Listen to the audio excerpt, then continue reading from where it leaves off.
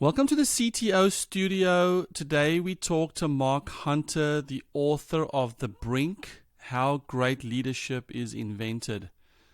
Mark is the founder of Pinnacle Coaching, where he works with executive leaders, and he is a special guest because Britt and I picked his book to work through in our 7 CTOs peer groups this trimester. We dig into the myths of leadership, the essence of courage, and something quite particular to the role of CTO, solving problemos. Enjoy. From 7 CTOs, my name is Etienne De Bruin, and you're in the CTO studio.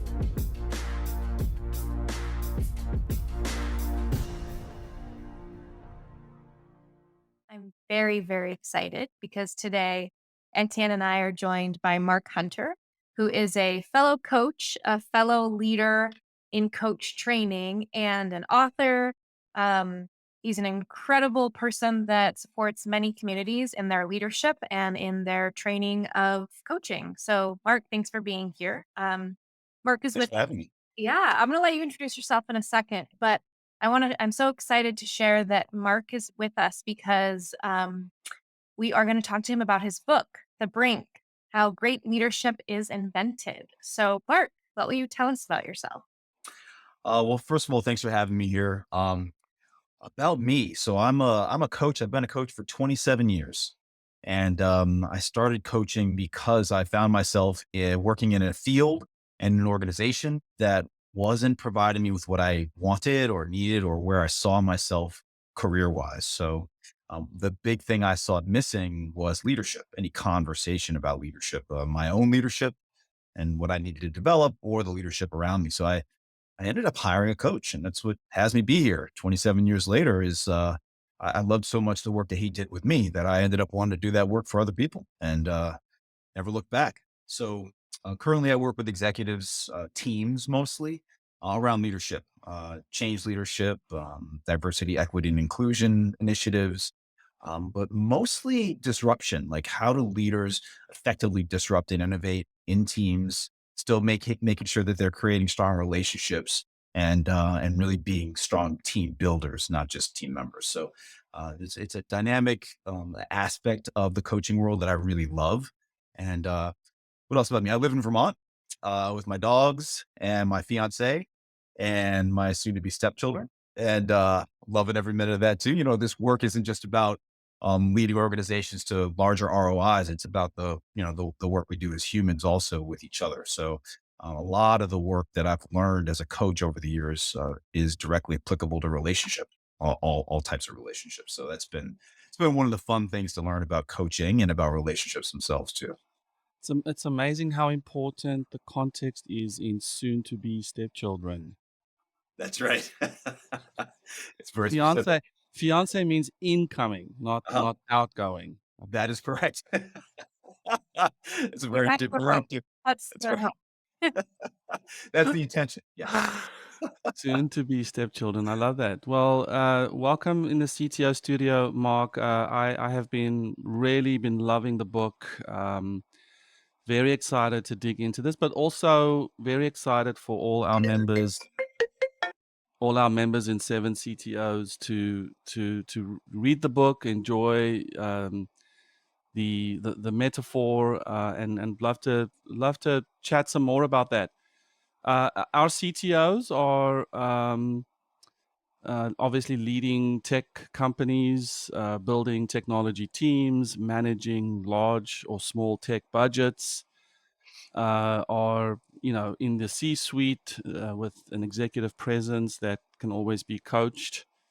And Britt and I are building out the forum content and what our groups discuss every month. And so we're very excited to have the Brink as one of the source materials that we uses.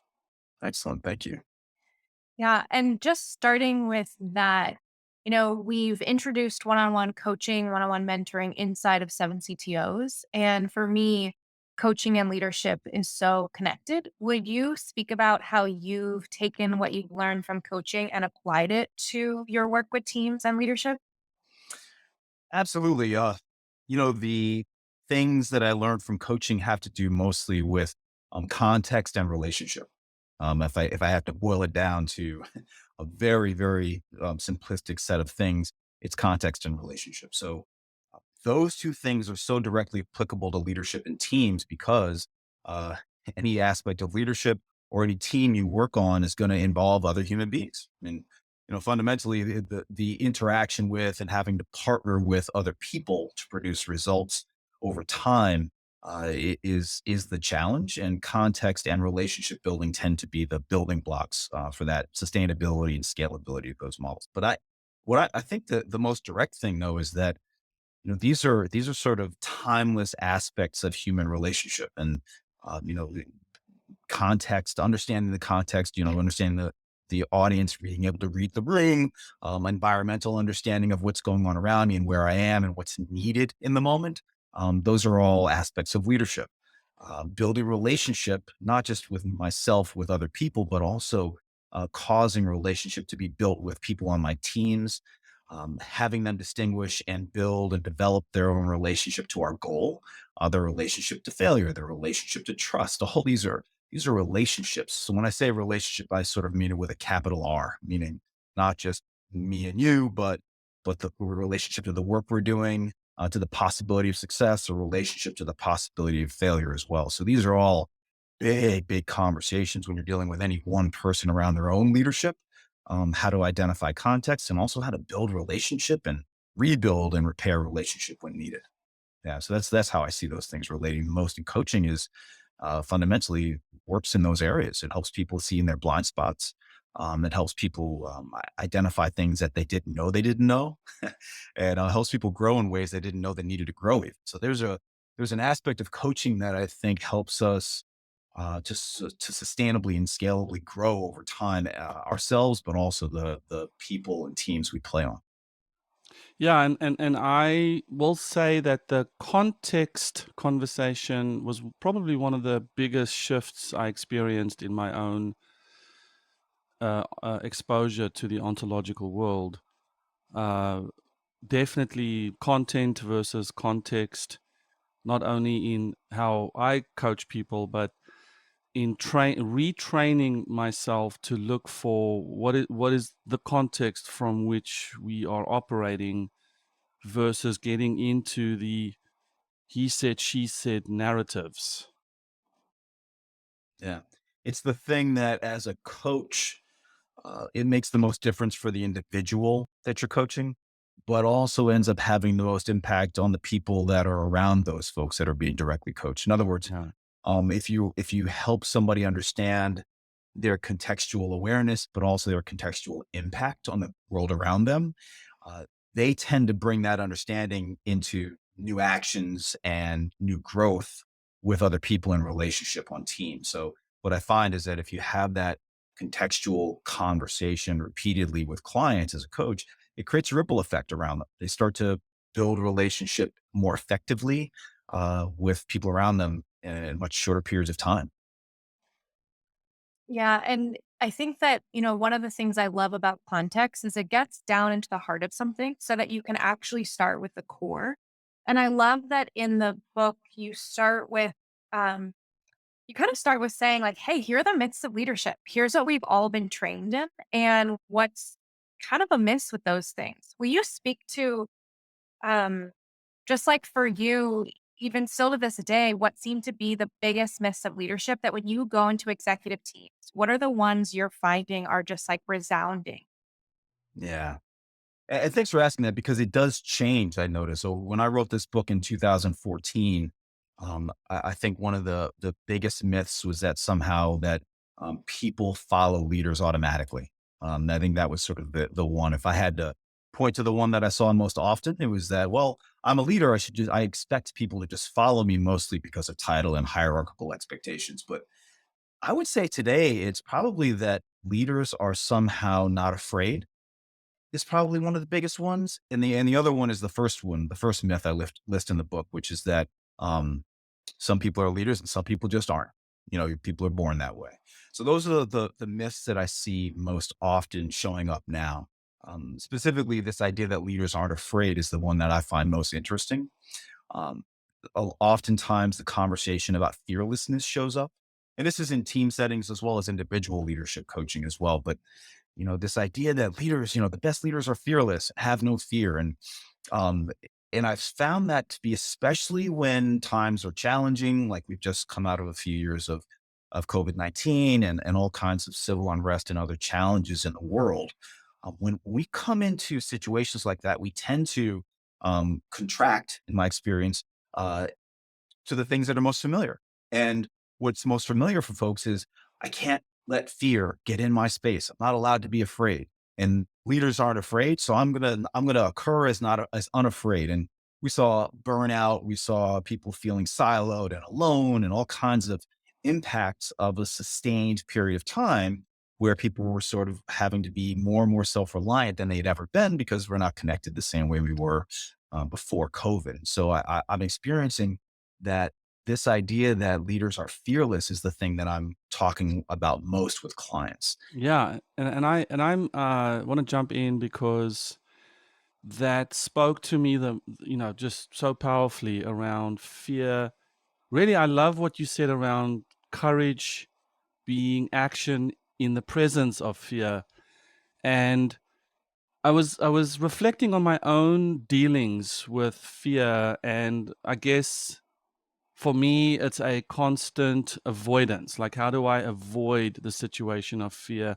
Or if fear shows up, then I'm doing something wrong, or the situation is not balanced. And I find that my go-to mechanism for that is to give my power away.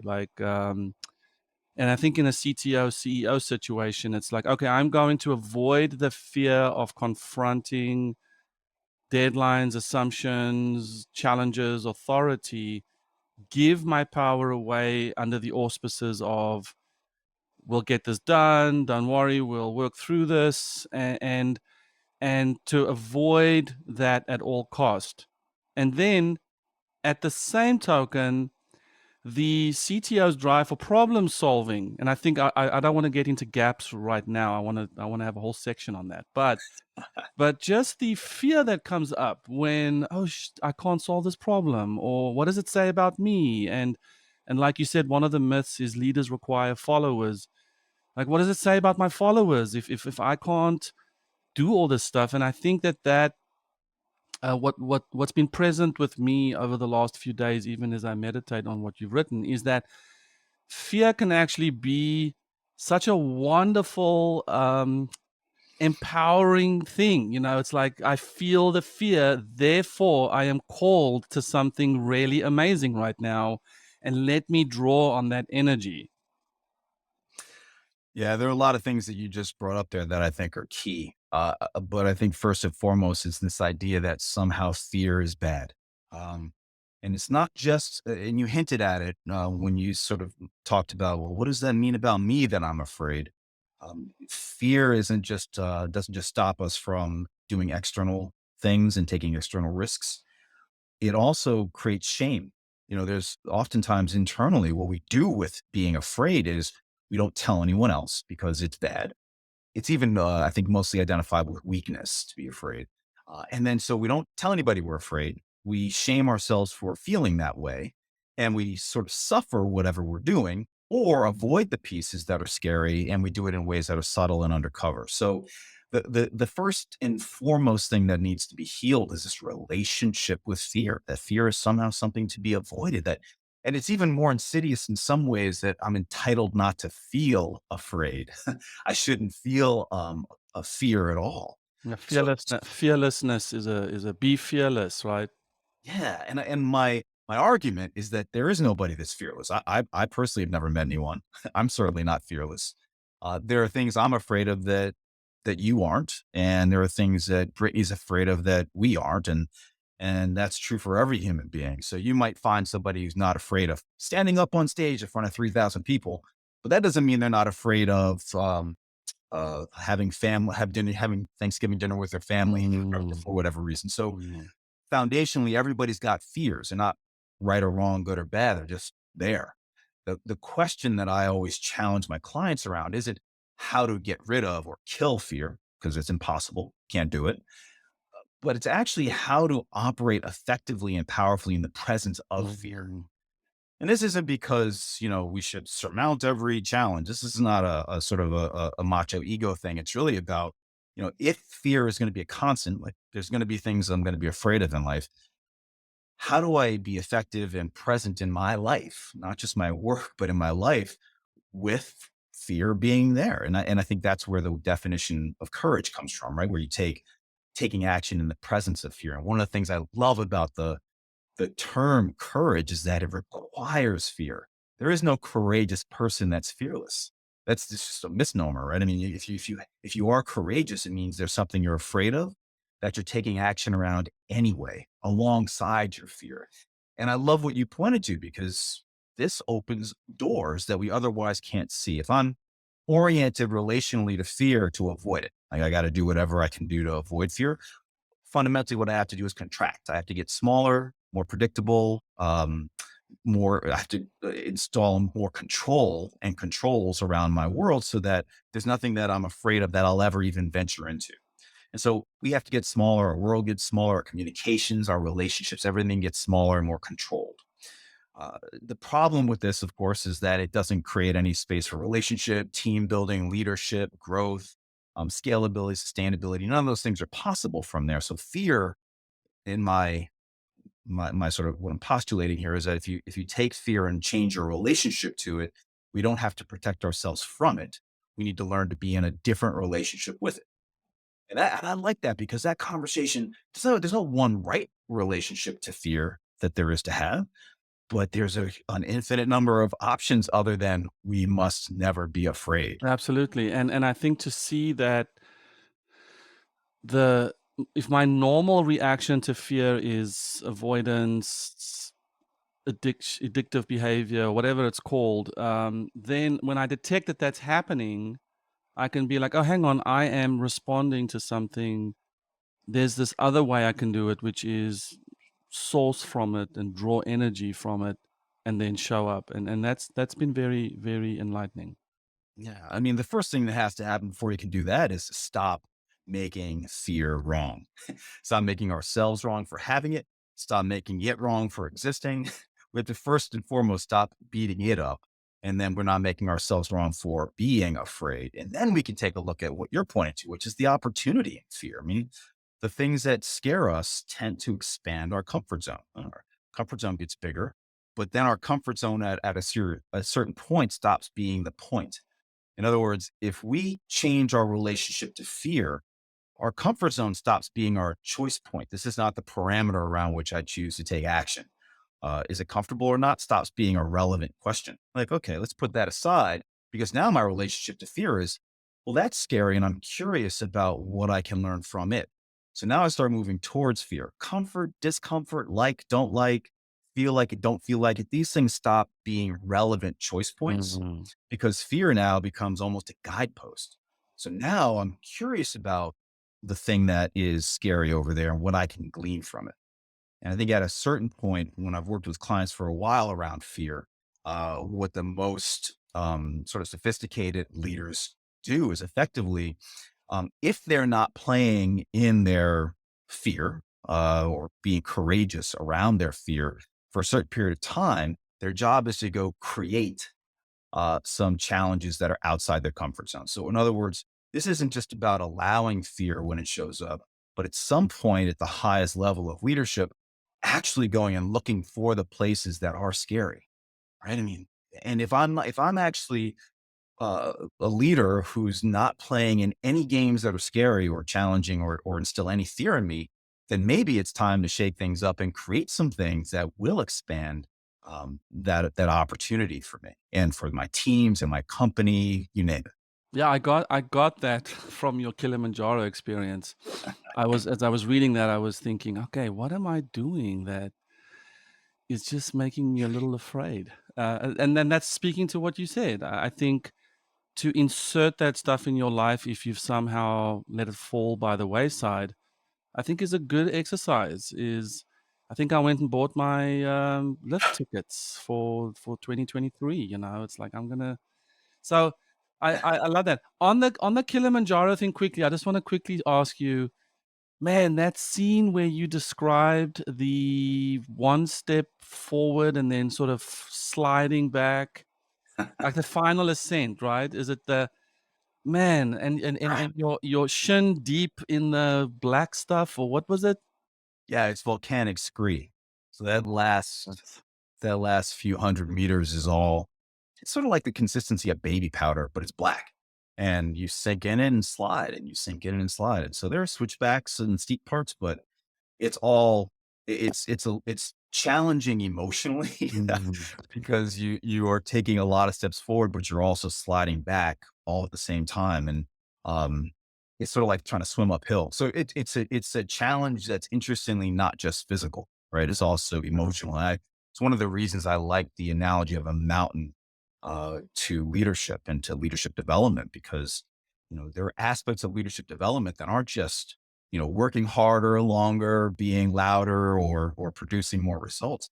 A lot of it is overcoming some of these emotional barriers, like our negative relationship with fear and things like that, that actually have us reach the pinnacle of our leadership. Mm. Yeah, it this conversation is really interesting because I can place myself in so many conversations with clients in the executive space and, often more CTOs that get to this part of their career and a lot of fear shows up because they need to be a certain way that they've never had to be before or produce a certain level of leadership that they've never really been expected to before. And it always starts with, I don't know what I'm doing. And I'm like, great, you and everybody else. And they're like, no, that can't be true. And I'm like, yes, I promise you, 3 people already said it to me today.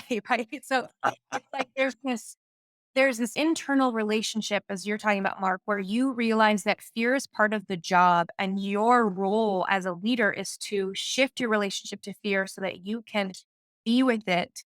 And then I see that the next level or the next thing I'm so often asked after they've had that for a few weeks and they've created some transformation there is, well, how do I actually now bring this to my team?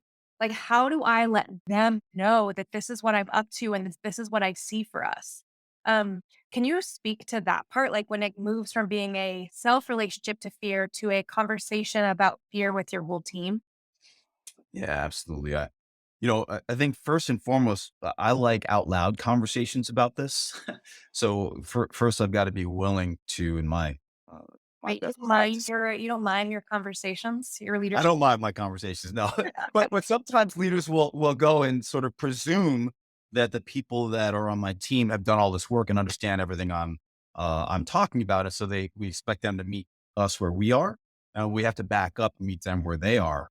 So I think first and foremost, it's being willing to have that out loud conversation. Yeah, not just mine, but also not presume that everybody gets it, because most of our culture, if you really get that down to the roots of it, most of our culture is built around the avoidance of fear, the avoidance of discomfort. We've become addicted to this idea that we can eliminate fear and that we can actually create sustainable comfort that's going to go on indefinitely. And that's this sort of pipe dream that's been sold to us. So we default to that. Most people just do. So if you start when you start shifting your relationship to fear, well, first presumption has to be that not everybody else is doing the same thing yet. And so we're going to meet them where they are. And at first we have to not make fear wrong. We have to not make their relationship to fear wrong and ours right. I mean, that's the biggest trap I think leaders fall into, is that do it like I do. And that's not the answer either. It's having this conversation with them like, hey, listen, we are playing in the unknown together as a team. Most teams and organizations are built because they're trying to create something bigger than the way I talk about it in the book, bigger than you can see the other side of. I don't know exactly. I know what it looks like, but I don't know how we're going to get there exactly. And we're going to have to figure it out together. So we're going to enter the unknown together. So normalizing the experience fear as we go explore the unknown together, I think is the first step. Hey, this is going to be scary. It's going to be uncomfortable. We're going to be in together. None of that's wrong. And if you have a reaction to it or something you need around it, speak up and let's be in it together. I think that's the first way, is bring people along rather than calling them out or sort of making them wrong in any way, shape, or form for the way they currently relate to fear. Yeah. I would have it you're also describing enrollment. And I feel like we talk a lot about enrollment as coaches, and you talk about it in the book.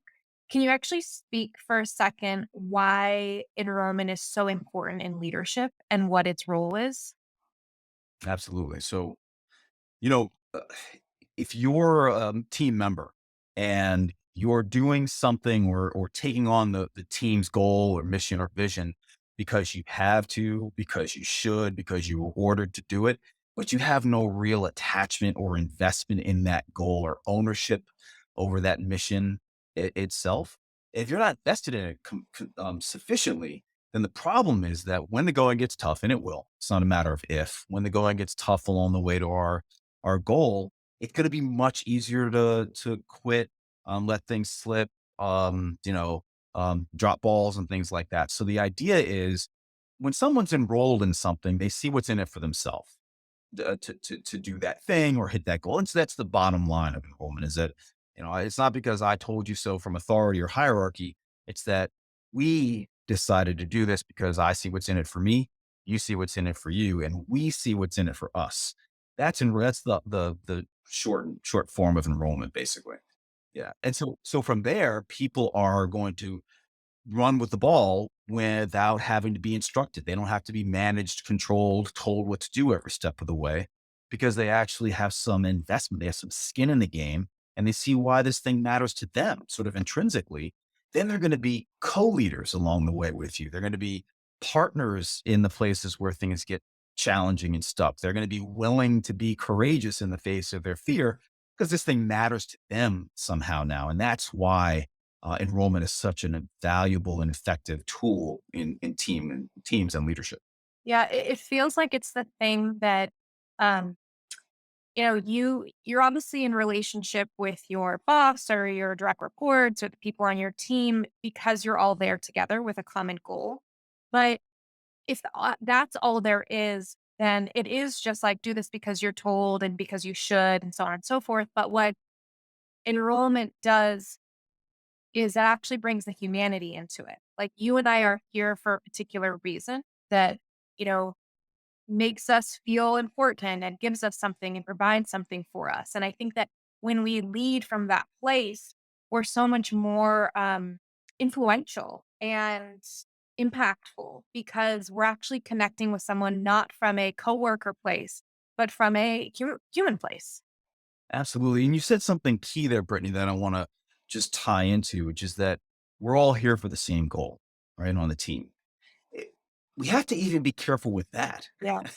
I've worked with a lot of organizations. If you go to some of the big office buildings in New York City, they're etched in marble in their lobbies is their mission and vision. 99% of the people walk through that lobby every day for decades don't know what it means or how it pertains to them.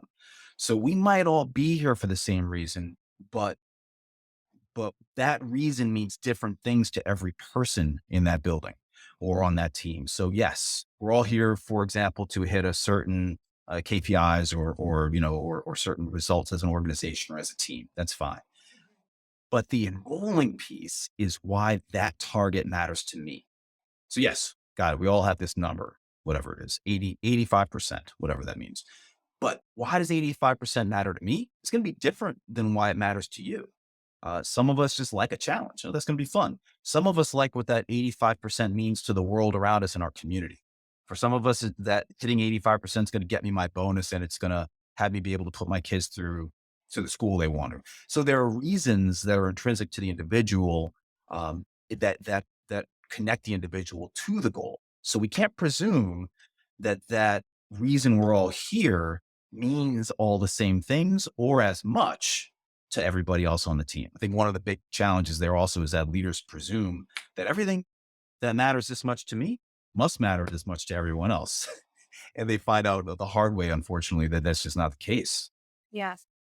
Yeah. And, speaking of that to me is a gap in leadership, right? Not meeting your people where they're at, assuming something, presuming to know where their drive is coming from.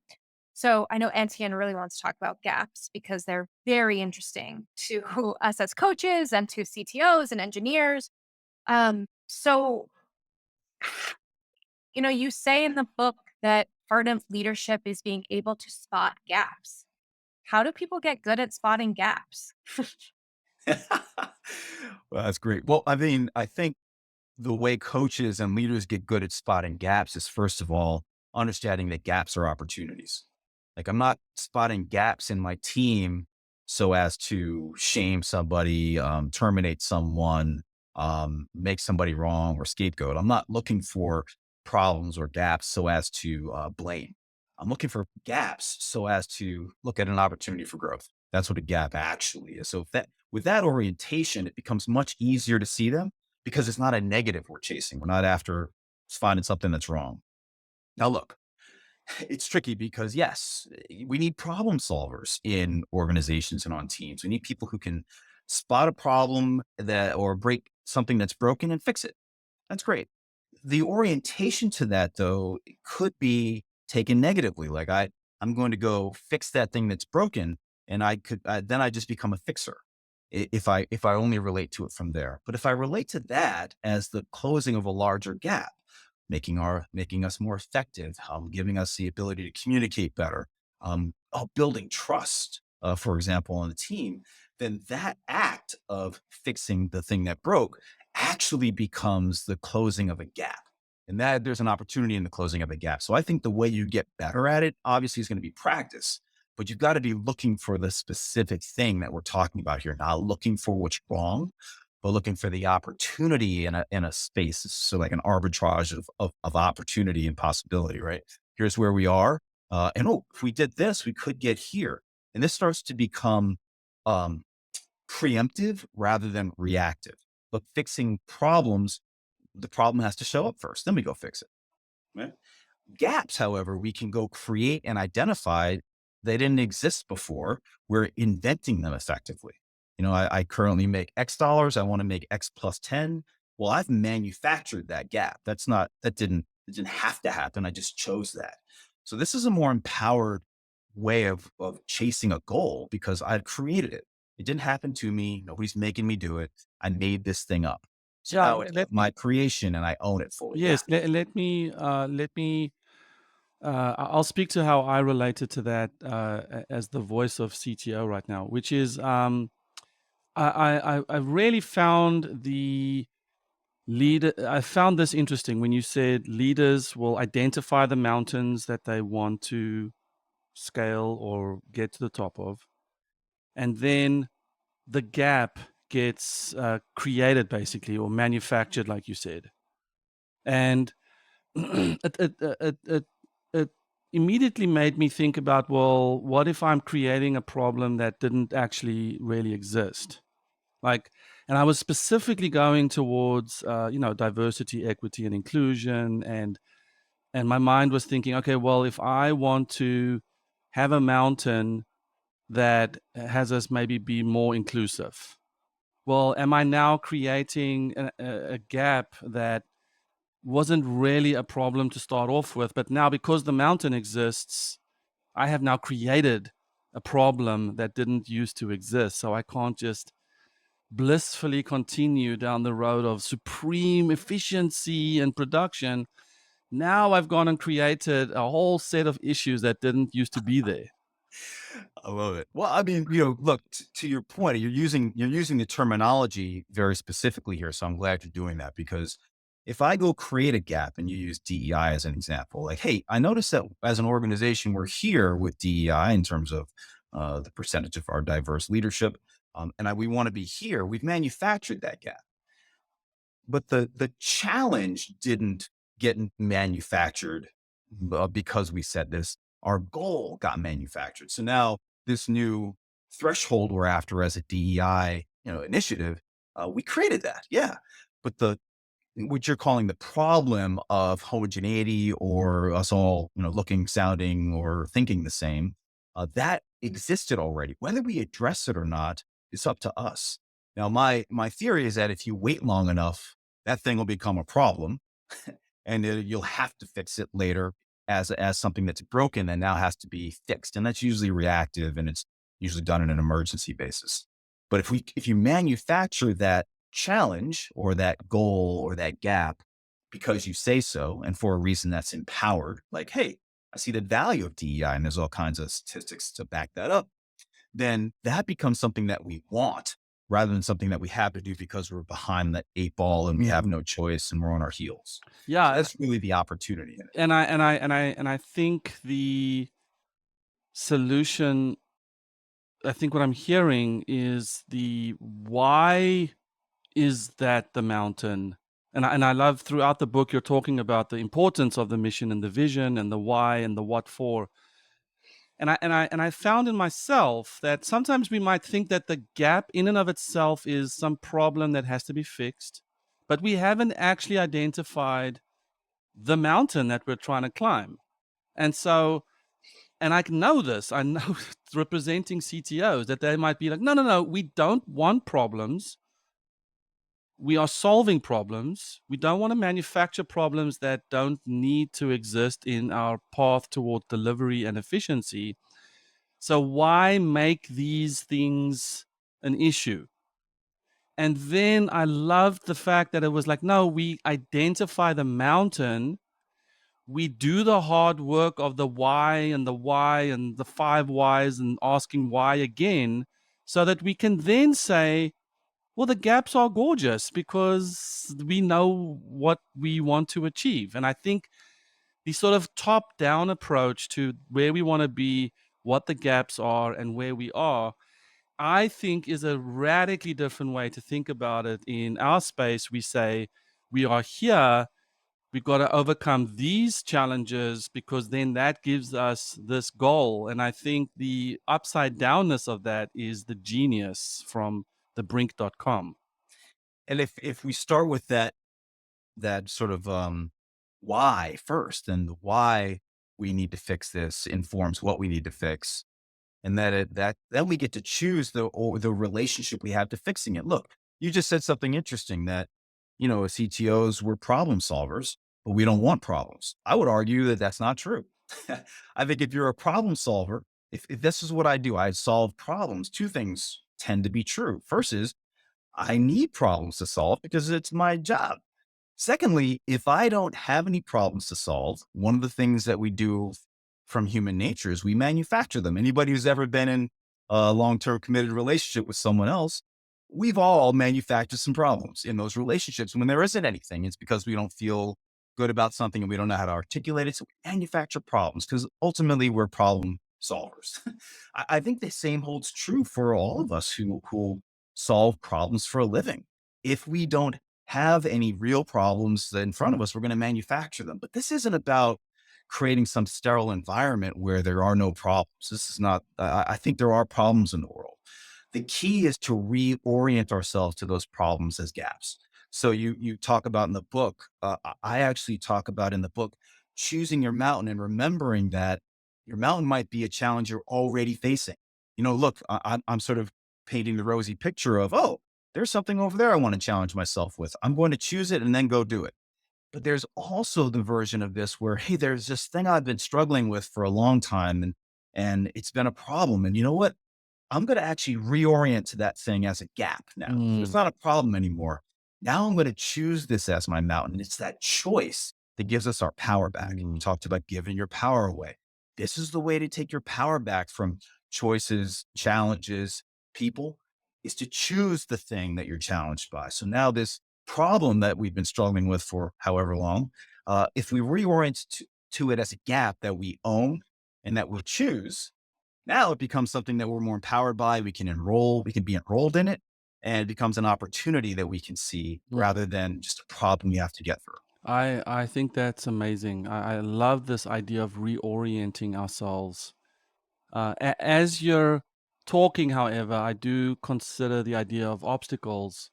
So yes, I want to challenge. I want to just sit on that a little bit. The idea of we want problems to solve, um, but I don't think all problems are created equally. I think, for instance, the gap of, let's say, executive presence. Like I am the CTO, so when I say we have to work on technical debt, or we don't want to focus on this on the product roadmap because of this technical complication, I want people to trust me. I have the title, I am the person.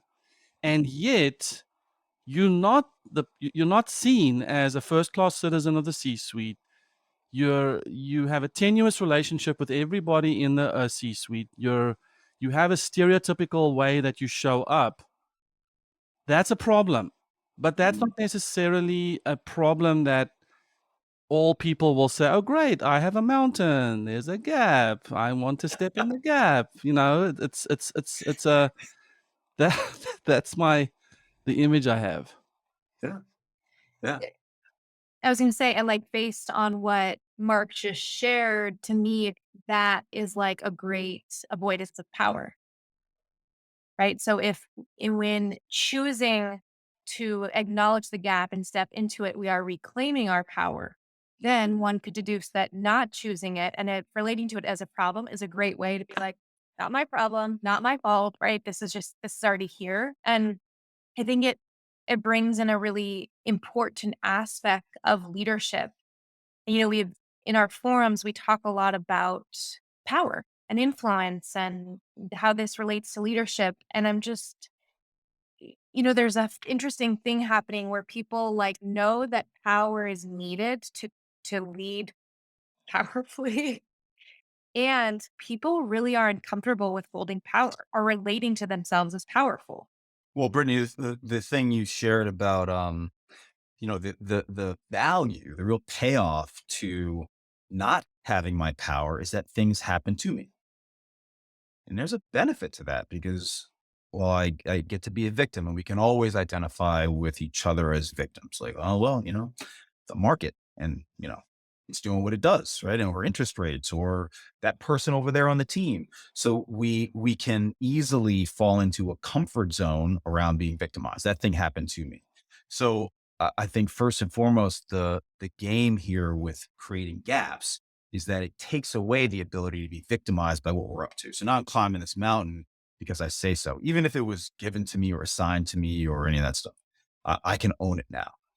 But you're right. I mean, there are people, it's equally scary. I've found with clients I work with too, to have my power and take my power back from this victimized context because now there's nothing to complain about. I mean, if we rely on complaints and problems happening to me as our story, sort of the story we tell ourselves, you take that away. Now everything that happens, I get to own. Now everything that happens, I'm the source of. Right. And I liken this to the ability to say, well, I'm going to own the good and the bad stuff that happens. So, however you want to define that. But that's not a comfortable thing to be able to do. It's an aspect of leadership that most of us sort of unconsciously avoid because I don't want to own the stuff that happened that was adverse also. But that's essential. So giving up our power has us not have to own the bad, especially. Mm. But if we take our power back, yeah, there are some consequences to that. If you create gaps instead of problems, there are consequences. You have to, now we're oriented around opportunities and there's a risk. You know, I, I like using this analogy of climbing a ladder with clients. Every one of these 40-foot extension ladders, every one of those rungs on that ladder are the same 12-inch distance from each other.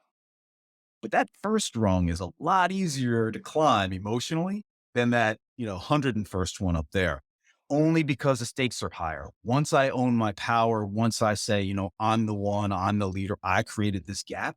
Well, now I'm climbing that rung up there, from victim. Oh, I'm climbing the first rung and I fell. It's not my fault, and I get to, it's just the stakes are much lower because I don't own much from that victim context.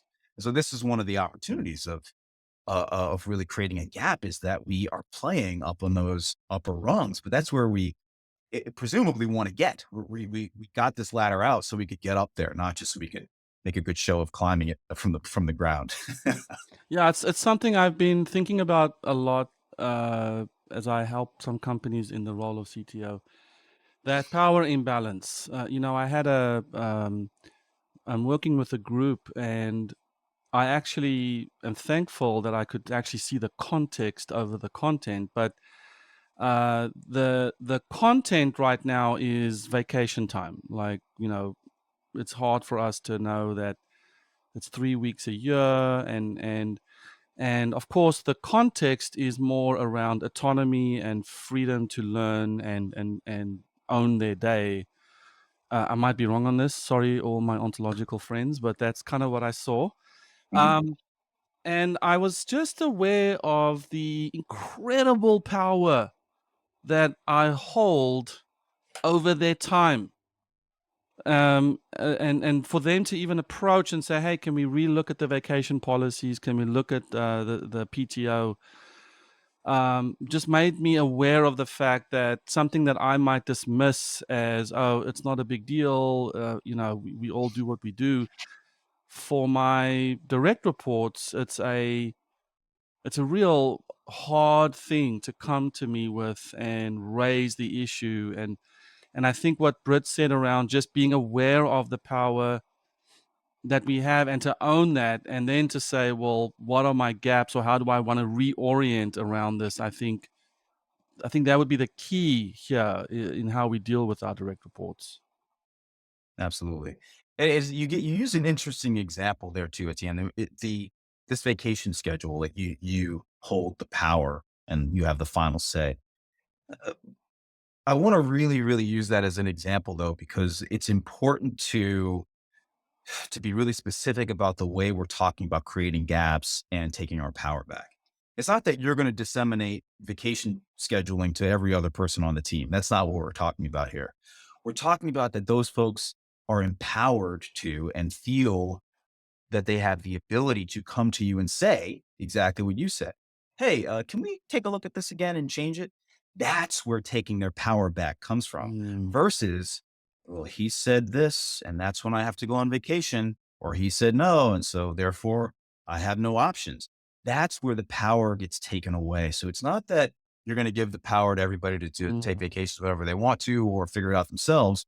It's that they're all empowered to come and speak up when they see something, need something, or want something. mm. That voice, I think, is the thing that we're talking about here in creating ownership of our leadership and ownership of our experience and ownership of our teams. Just as a practical application, and Britt, we might be veering a little bit, but you can bring us back. But just on this, it's a question I often have when I am in this power imbalance is when I ask someone, is everything going well? And I'm doing my one-on-ones. Are you growing as you need to? Do you feel like you're being supported?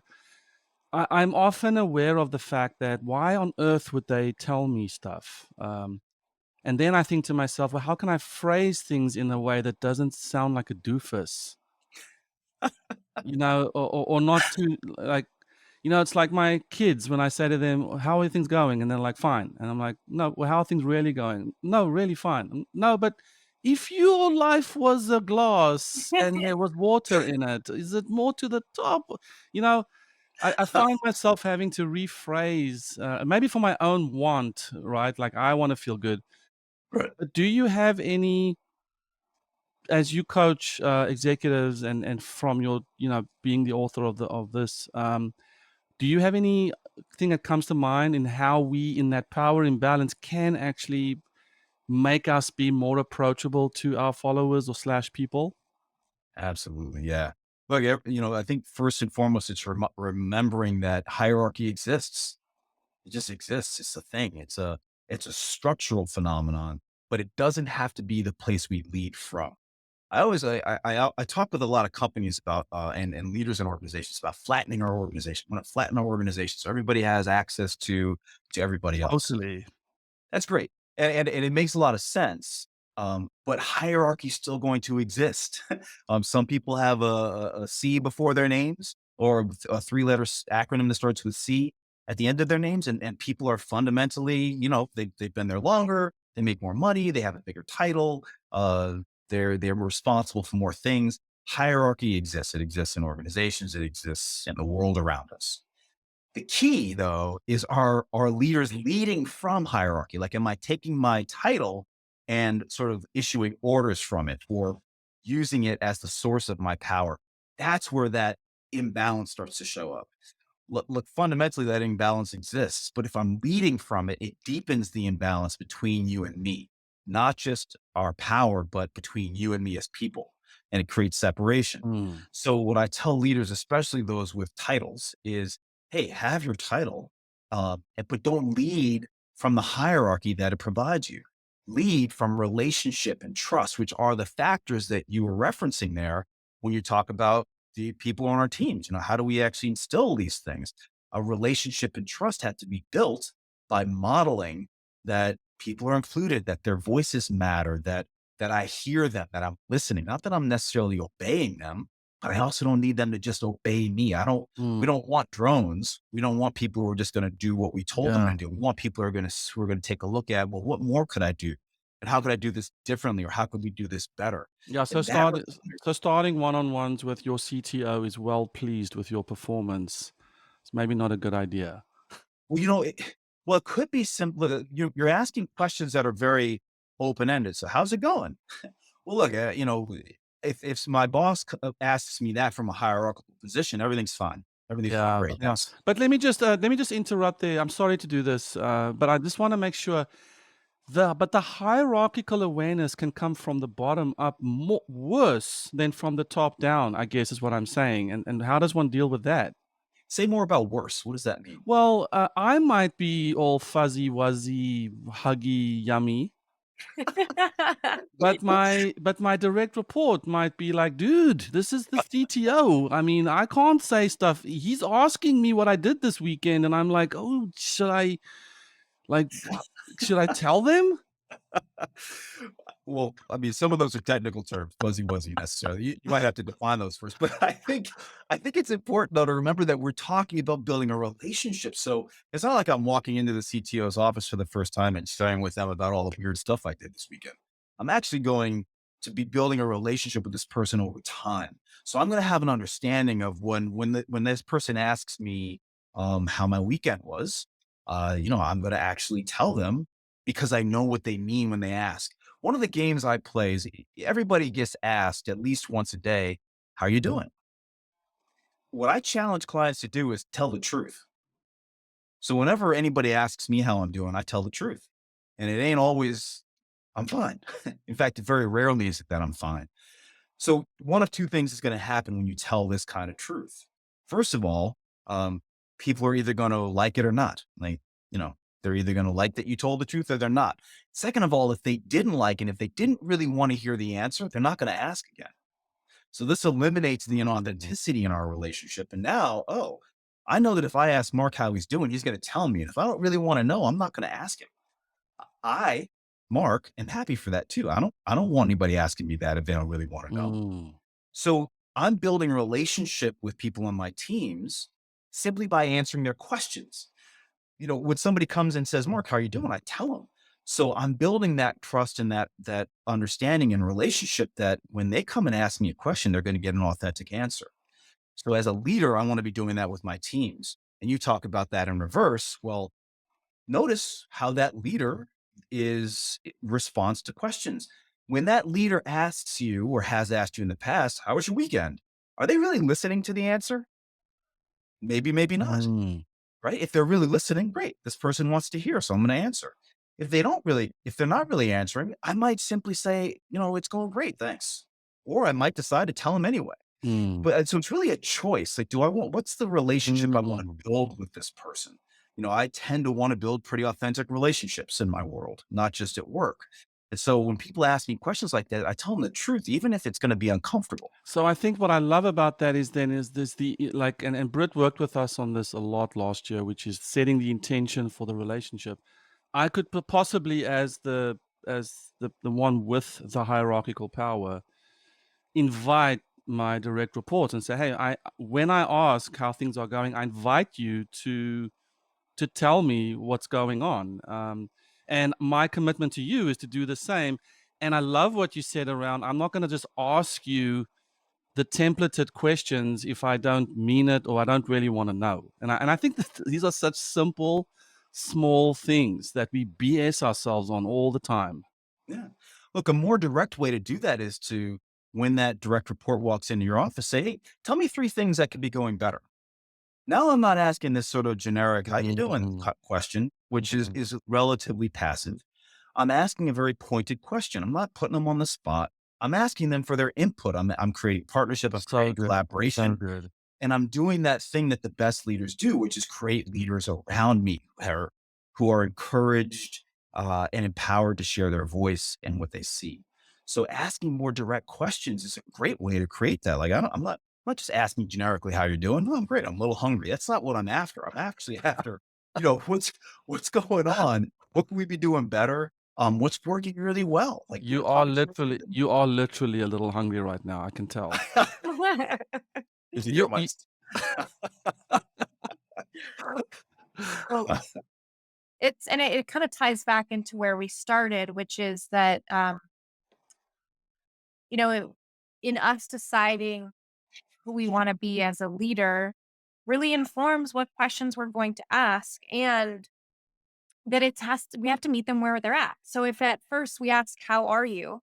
and Mhm. we see that somebody reports to us, and they go, "I'm fine." It's not something like, "No, no, no, trust me," right? You might just keep asking and demonstrating over time that you actually care and are interested, versus be like, "Wait, wait, you must have an idea of our hierarchy because you're not answering me," right? And putting your stuff in the space. yeah, that's Absolutely, so. I yeah. love that. I think you have to model it. If you're gonna ask people to do it, you've gotta be modeling it Yeah. with them to show them that it's a safe space, that this is actually something, "Oh, he really wants to know."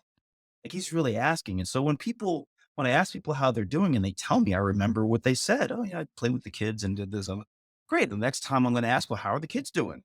Mm, So I'm gonna remember things about people. Look, if we're talking about relationship. This isn't some formula from which to gather to get some result from. We're talking also about building relationships with people so that our experience of work is empowered, so that their experience of trust and having a relationship with the people we work with is empowered.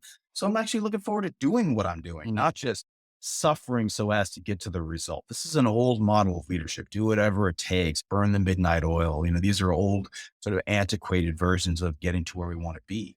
Now, I want to actually have a group of leaders around me who are going to, give me their ideas. And hopefully they're as smart, if not smarter than me, if I'm doing a good job of building teams around me. And they're going to give me ideas that I couldn't see with just my two eyes. So that's the goal we're after here is I want more input. I want more ideas. I want to have them have a say in the way we get there as much as that we get there. mm. So good. Thank you so much. It was really beneficial to bring the brink to life, even though that's what we're all doing in our leadership. And